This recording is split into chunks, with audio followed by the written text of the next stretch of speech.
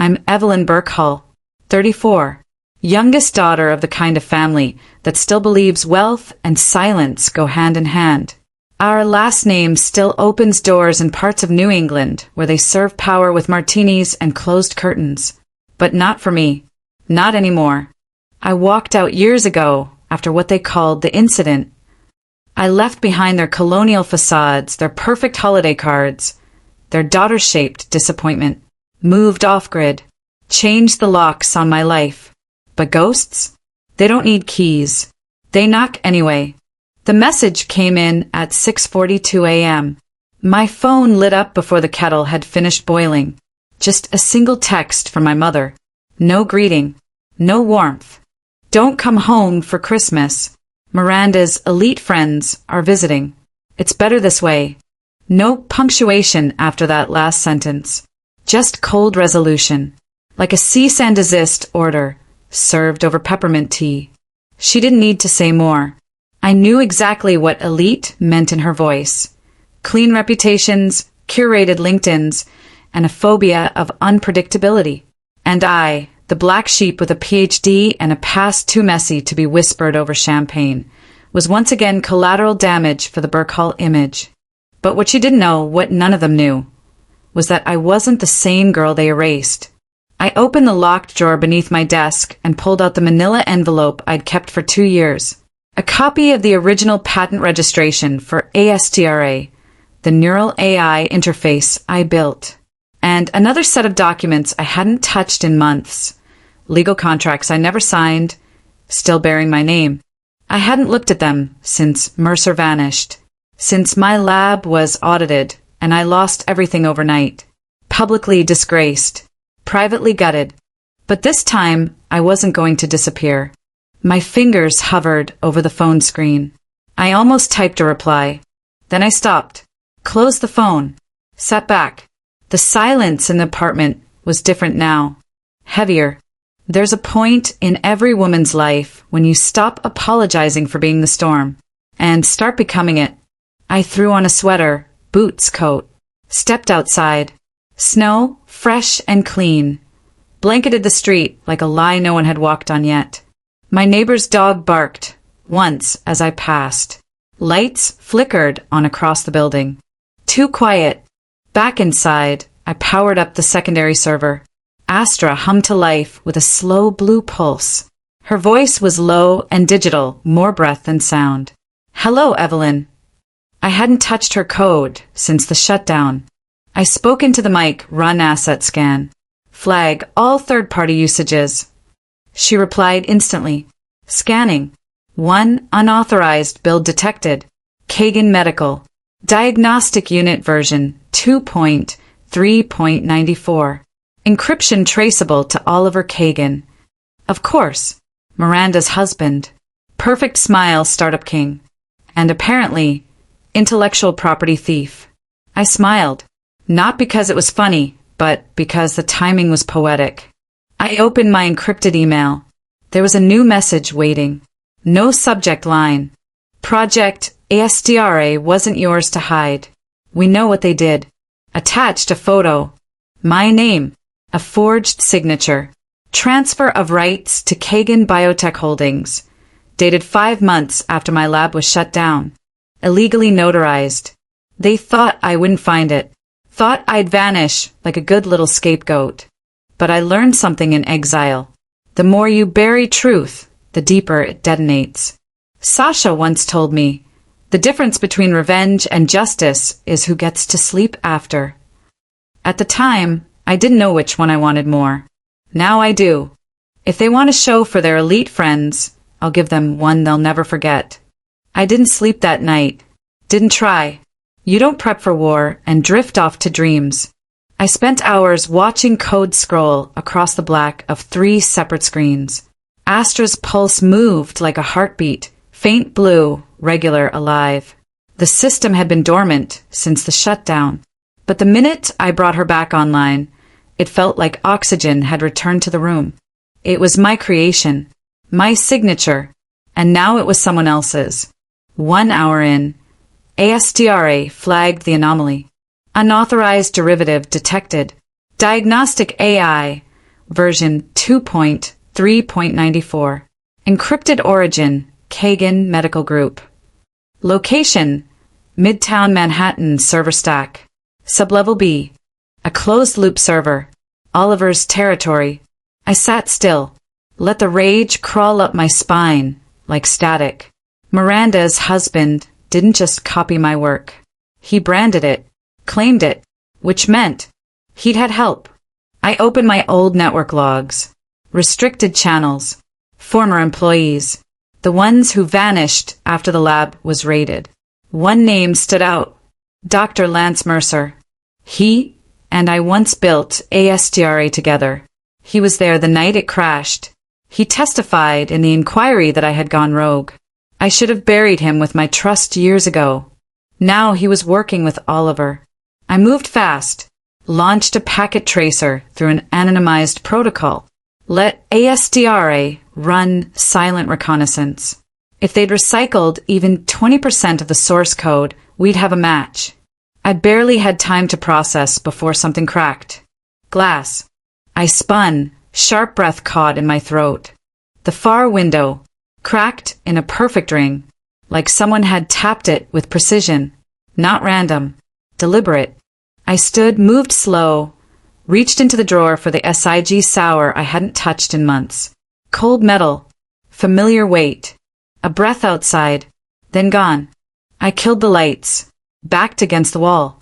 Waited. Nothing. Just silence and the hum of servers. And the feeling, deep primal, that someone had been here. Or was still watching. That's the thing no one tells you about betrayal. It doesn't feel like a knife, it feels like absence. Like something's missing. And you don't know what until it's too late. I checked the cams. External feeds had been looped. Exact same 6 seconds playing on repeat. Someone had hacked my security before they even stepped close. They knew I'd come back online. Another alert pinged. Incoming. Physical ping near the secure vault. That wasn't supposed to happen. I rushed to the vault. Entered the code. The heavy steel clicked. Inside intact. Except one folder had been moved. Not stolen. Just slightly off. As if someone had touched it. Scanned it. Left it for me to notice. Inside the folder, a photograph. Me. Mercer. Miranda. From 5 years ago. At the Princeton Tech Conference. But something was wrong. Miranda's ID badge, blurred in motion, was registered to a fake lab at the time.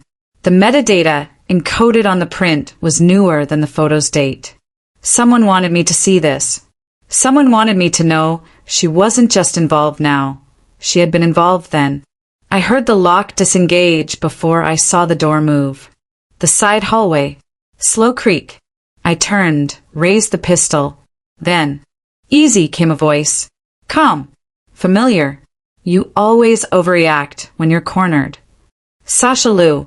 She stepped into the pale glow from the monitors. Hands up. Dressed in a heavy trench. Soaked boots. Laptop bag slung over one shoulder.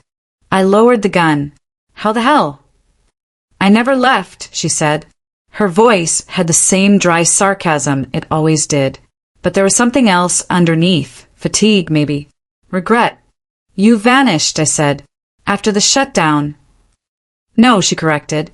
You disappeared. I stayed. I watched. And I've been tracking Mercer ever since. I stared at her. She placed a USB stick on the desk. Every meeting he's had with Oliver. Every transfer. Every file scrubbed and renamed. I've got it all. But that's not the problem. I narrowed my eyes. Then what is? She opened her laptop. A countdown timer glowed on the screen. 37 hours left. This, she said. They're not just showing off your tech, Evelyn. They're going to launch it. Publicly. At the Burke Hall Christmas party. She tapped the screen. Which means they're going to bury the original. Forever. Unless we do something. I looked at the timer. Felt the weight settle on my chest like concrete. 37 hours. Reputation. Truth. Everything I had left. Sasha leaned close. Whispered. You're not the only one preparing a gift, Evelyn. They left you a timer. Christmas Eve. Birkhall Estate burned like a pageant in the dark. White lights coiled around every iron railing. Valets in wool coats moved with military rhythm. Laughter filtered through the frost-glazed windows. You could smell money in the air, aged wood, expensive perfume, pine from trees that didn't grow here. Sasha and I parked 2 blocks down. I'd borrowed a coat from the same vintage store I'd once donated to. Something long, fur-lined, old money enough to blend. No one looks too close at help, Sasha muttered, sliding on latex gloves. Not when they're too busy looking at themselves. We entered through the side service entrance, past catering staff hauling gold-rimmed platters, down a hallway that used to be the back staircase I used to sneak ice cream from. The past doesn't haunt like a ghost. It drips, one image at a time. We moved fast. First floor, server access point. Sasha peeled a panel beneath the stairwell and plugged in a relay stick. Her hands never shook. Mine were still cold. Astra's payload is ready, she whispered. We sync it to the display server. Time it with Miranda's keynote. Do it. Each minute felt like a wire stretching tight between my ribs. We slipped through the staff corridor, past a trio of bartenders prepping Negronis, and emerged into the heart of the ballroom. Glass chandeliers, live string quartet, people in tuxedos and satin, and Miranda, front and center, gold dress, hair pinned like royalty, toasting to the future of AI in healthcare. Her voice was smooth, smiling, sharp. I recognized every phrase in her speech. I'd written it 3 years ago, word for word. Some thefts happen in silence. This one was broadcast.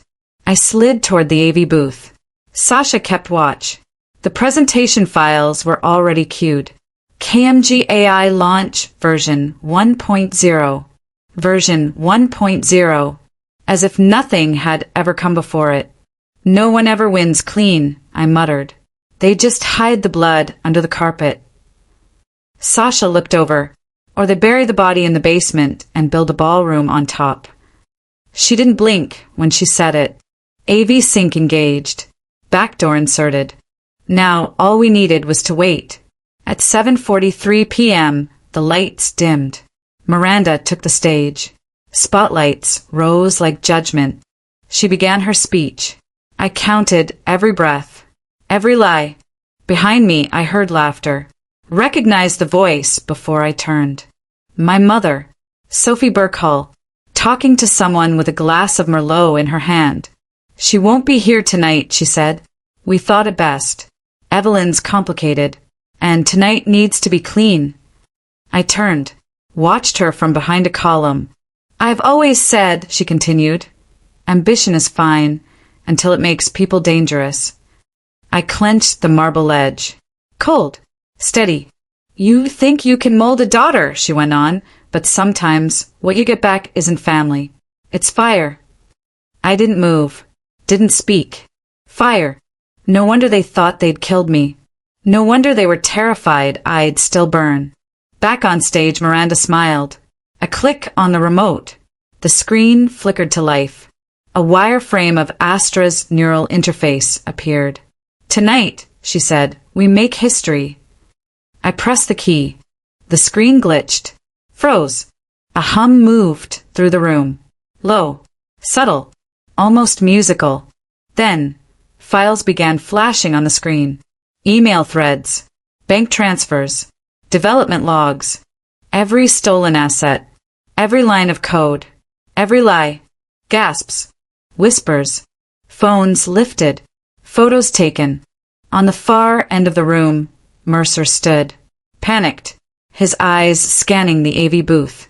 He moved. So did I. We reached the hallway at the same time. He grabbed my arm. You don't know what you're doing. I shoved him off. I know exactly what I'm doing. Behind us, alarms triggered on the internal network. Security converged. Evelyn, Mercer hissed. If this goes public, you're going down too. You signed the NDA. You violated federal disclosure. You forged my name. He blinked. Too late. Sasha stepped into the corridor. Gun raised, not for him. For the security panel. One shot. Sparks. Smoke. The cameras went black. She grabbed Mercer's laptop bag. Tore it open. Hard drive inside. We ran. Back exit. Through the kitchens. Out into snow. No one followed. Yet, my breath burned like acid in my throat. We reached the car. Sasha tossed the bag in back. She turned to me. The data's out, but now they want blood. The ballroom froze. Just like that. Lights switched to black. Audio dropped to silence. Then the screens flickered. Then exploded with information. Not warm, glowing graphics. Not canned applause. Just truth. Emails. Wire transfers. Internal memos. Source code revisions. Every stolen line. Every illicit credit. Every manipulation. All displayed in sharp white type across giant screens. People screamed. Glasses hit the floor. Champagne sprayed like shrapnel. Miranda's face went blank. Then pale. Someone shouted. Drones perched high in corners, buzzed to life, trying to track the hack. Security guards lunged toward the AV booth, but the crowd blocked them. Panic and bodies moved as one. I didn't watch their reactions. I watched Mercer. He stood like a struck animal, eyes darting. Mouth opening, closing. No words. Someone grabbed his arm. A stockholder, no doubt. Explain this. Mercer stammered something incoherent. News crews already filming. Phones glowing like stars pointed at a burning sky. I moved while chaos reigned. Followed Sasha through kitchen doors into the greenhouse courtyard. Snow blanketed everything. Wait. Silent. Beautiful. Deceptive. Sasha had the hard drive. Clutched it like a lifeline. But then, movement in the trees. Snow shifted. A shadow detached itself and walked toward us. Not a guard. Too calm. Too precise. Mercer. No panic in his step. Just calculation. You think this proves anything? He was cold. Ice couldn't touch him. Sasha didn't flinch. She pulled her coat tighter. Just the beginning, she said. Mercer smiled. Thin. A blade sliding out. You don't know the half of it, he said. You think this is betrayal? This is strategy. Sasha's jaw tightened. But I was already scanning the courtyard. Drones might be overhead. Cameras everywhere. But none pointed here. Not yet. I glanced at Mercer. His breath fogged in the cold. That's when I saw it on him. A wire. Mini camera clipped to his lapel. Not security. Not recording guests. Recording us. Mercer saw my eyes track it. What? Too cinematic for you, he said. That voice. That smirk. He wasn't on the defensive. He was in control. Sasha moved first. She stepped between him and the hard drive. Give it, she said. Mercer shook his head. Then he said something that froze me cold. Did you really think I worked for Oliver? You've been looking at this all wrong. He turned. Slow. Toward the mansion. Miranda isn't your sister, Mercer said. Not biologically. It hit me like a bullet. I staggered. What did he just say? He didn't wait for disbelief. He started walking. Toward the lights. Toward the party. Toward the cameras, still rolling on every phone in the room. Sasha cursed under her breath. I ran after him. Snow squelched beneath boots. Cold biting lungs. We burst through the back doors. Inside, the party was dissolving into pandemonium. But no one was looking at the two of us. Not yet. Miranda stood on a chair, yelling into the nearest phone. I didn't steal anything. Every piece of this tech was contributed by my team. But someone in the crowd pointed toward the screens. Look, there she is. That's Evelyn. Heads turned. Cameras turned. It felt like the world slowed. Everything blurred except her face on every screen. But then, A noise so sharp it cut through the chaos. Glass breaking. Heads snapped toward the grand staircase. Someone had thrown a vase. Liquid spilled everywhere. Red wine. Bright. Like blood. Shards glittered. An unnoticed server had been tripped. And in the moment, that distraction seized everyone's attention. Mercer moved. He sprinted up the marble stairs. 2 floors up. Toward the executive suite. Toward the secured office where all the company's backup servers were stored. And if he accessed them, everything we exposed tonight would be erased. Clean. And not just erased. Reattributed. To someone else entirely. I sprinted after him. Miranda's voice behind me faded. People shouting instructions at guards. Phones dropping. But I only saw Mercer's silhouette against the chandelier light. I reached the top. The security door hissed open. Mercer inside. Already at the panel. I raised my voice. No. He didn't flinch. Code streaked across the monitor. He was bypassing firewalls faster than humanly possible. Like he'd done this before. I built the back door, he said without turning. Everything clicked. More chilling than Christmas snow. Then a burst of static. The lights flickered. Red emergency. Strobes kicked in. Like a war room. I saw it then. He wasn't stealing back anything. He was rewriting the narrative. Reassigning credits. Reassigning guilt. Reassigning every lie to be shoved onto me. And the camera on his lapel? Streaming live. To every guest. To every outlet covering the scandal. To every phone in the room. His finger hovered over the execute key. Just one tap. He could wipe out what we'd blown wide open. He would make it look like I was the thief. The villain. The disgrace. The criminal. But then I remembered something. A phrase I once mocked in training. Victory favors the relentless. I lunged. Grabbed his wrist. Felt the cold snap of wires. We wrestled for control. He growled, "This isn't personal." I smiled, teeth clenched. "Then you don't know me at all." And in that moment, the whole estate held its breath. "Merry Christmas, Miranda, let's unwrap the truth." I watched Mercer disappear into the estate like a rat diving back into the maze. Snow fell heavy and slow, but my breath came hard. Fire in the veins. Ice in the head.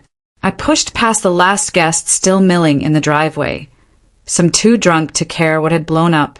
Sasha was already inside the car, gloves off, hands shaking slightly. She slid the hard drive across the seat to me. "Decryption underway," she said. Her voice was calm. Too calm. Like a bomb technician ignoring the timer ticking in his pocket. I closed the door. Locked it. The SUV's heater kicked in with a whine. Warm air hit my face, but the cold didn't let go. Not tonight. I pulled up the file index. Code names. Build logs. SVN commits. Each one a breadcrumb. And then I saw it. A folder marked origin, authorship, buried under a pile of generic labels. I clicked it. Inside, internal emails between Miranda and Mercer. Not vague, corporate bullshit. Personal. Precise. Detailed. And worse. A scanned PDF, my signature. At the bottom of a development agreement dated back to the week before my lab was forced shut down. Only it wasn't my signature. It was a forgery. A damn near perfect one. My stomach twisted. This wasn't just theft. This was frame up. I read the emails fast. They weren't talking about code. They were talking about control. Miranda was the real architect behind the twists that ruined me. Mercer was her accomplice. They had woven a narrative so tight I'd been strangled with it. And my parents, they knew. Emails in a secondary folder. They were forwarded to my mother's, addressed the night. Everything blew up. Her response, beneficial for everyone. I leaned back. It hit me in the chest like a fist. Blood is thicker than water, my father once said to me when I was 8 and scraped my knee. But ambition runs thicker than blood. I thought it was a joke then. Now it was poison. Sasha looked at me. eyes burning. This is bigger than we thought. Of course it is, I said. They built a cathedral on my corpse. She nodded. Then her phone buzzed. Unknown number. She answered without hesitation. Hello. Her face drained. I watched her go from control to unraveling in the space of one breath. She closed her eyes, shook her head, then said, "We need to move." "What?" I asked. "They found us." A car pulling up outside. Frost on the windows. Headlights stabbing through the snow. My heart thudded. Heavy. Loud. Convulsive. "Who is it?" "Not sure," she said. "Local plates." But someone tracked the comm signal from the breach to this car. I opened the car door. Cold rushed in. Red and blue flashed against the snow. I could see shadows moving. No sirens. No courtesy. Just presence. An intent. Someone stepped out. Tall. Broad. Face obscured. Sasha's hand went to her jacket. A reflex. I did the same. I walked out into the night. Snow falling harder now. He didn't speak at first. Just stood there. Still. Watching. Finally he lifted his hands. "Evelyn Burkhall." The voice was calm. Professional. Detective Caro. My breath caught. I froze. Caro had been on Mercer's trail for months. Rumor was he specialized in corporate espionage cases gone ugly. Cases with bodies buried deep and secrets buried deeper. He didn't look like someone who smiled often, or someone who liked surprises. "You need to come with me," he said. "What for?" I asked. He didn't answer right away. Instead, he reached into his coat, pulled out a badge, the kind that doesn't tremble. "Federal Inquiry," he said. "Kagan Medical Group isn't just a company. It's under investigation for international data breaches, code theft, and fraudulent misuse of AI tech in medical diagnostics." My pulse spiked. What does that have to do with me? Caro's eyes didn't waver. "Everything. You're on the list of involved parties now." I looked back at the SUV, at Sasha, at the snow turning red with brake lights. He continued, slow, like he was revealing something terrible but inevitable. "They've linked the forged documents to you, and tonight's breach has made this public record." A cold trickle ran down my spine. "They could arrest you," he said. My jaw tightened. Sasha's face twisted in panic. But I didn't look at her. I looked at Caro. He waited. No threat. Just truth. I exhaled. Then, let's make sure the truth is louder. His eyes flickered. Just slightly. Then he nodded. "We can help, but you're going to need to trust me." I wanted to spit the words out. I wanted to refuse. But I knew one thing cold and sharp and true. In a cathedral built on lies, the first stone you throw defines who falls first. "Tell me what you know," I said. Caro pulled back his coat, handed me a document. My breath froze. It was a bank filing. Mandatory. From Kagan Biotech Holdings. Signed by someone with my name. Not forged. Official. And filed with federal oversight. My signature. Real. I stared at it. And the world snapped. "You want closure, Evelyn? Then come see how deep this rabbit hole really goes." The facility smelled like dust and old electricity. Concrete walls. Broken fluorescents. A place abandoned after grants dried up and promises moved on. This was where Miranda and I first learned to build things that could change the world. Or destroy it. I stepped inside alone. Caro waited outside with federal units, staged 2 blocks out. Quiet, legal, patient. Warrant signed. Probable cause locked. No theatrics until the evidence spoke for itself. Miranda was already there. She stood in the center of the room beneath a single hanging bulb. Heels planted, posture perfect. Like she'd rehearsed this moment. "You always liked dramatic entrances," she said. I scanned the room. Noticed the second chair. Empty. Rope cut clean. "Sasha." Miranda smiled. "She's alive. For now. I figured you'd come faster if I didn't waste time with threats. My pulse stayed steady. Fear is loud when it wins, quiet when it doesn't. You filed that bank document, I said. Used my signature. My real one. She nodded. Power of attorney. Temporary. You signed it years ago, remember? Back when you still believed family meant protection. The memory hit. A blurred afternoon. Legal papers slid across a table. Mother watching. Father silent. Miranda reassuring. I had trusted them. That filing saved the company, she continued. Without it, the investors would have pulled out. Hundreds of jobs lost. You wouldn't want that blood on your hands. Blood doesn't wash off with excuses, I said. She stepped closer. Light caught her eyes. Not guilt. Calculation. You always thought you were better than us, she said. Smarter. Cleaner. But the world doesn't reward purity. It rewards control. I shook my head. It rewards whoever survives the truth. She laughed softly. Truth is a luxury. Power is currency.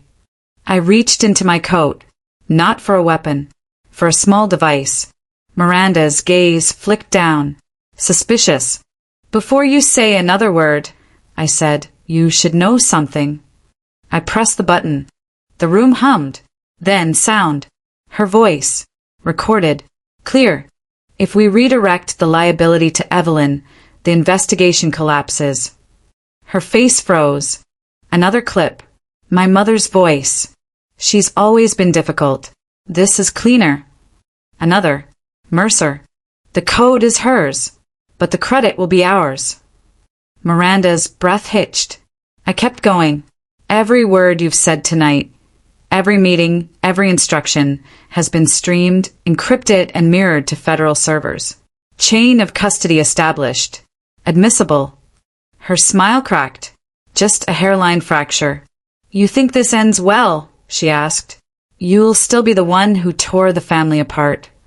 No, I said. I'm the one who stopped pretending it was whole.